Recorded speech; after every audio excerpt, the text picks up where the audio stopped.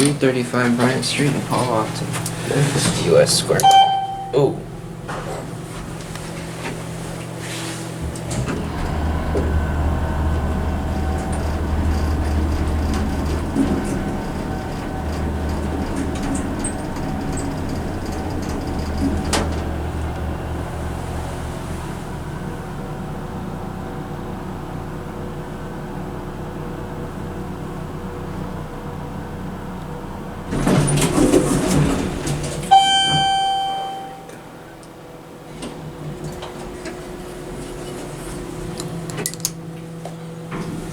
Look at this indicator, it's literally like glossy.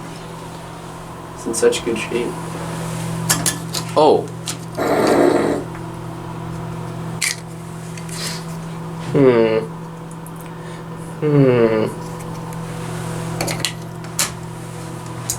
Original capacity plate holder.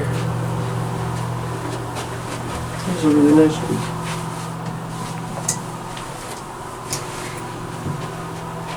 Yeah, this entire building was renovated, but they left the elevator original. Oh man, look at that. The caps fell off. One more time? Nah. Bumper.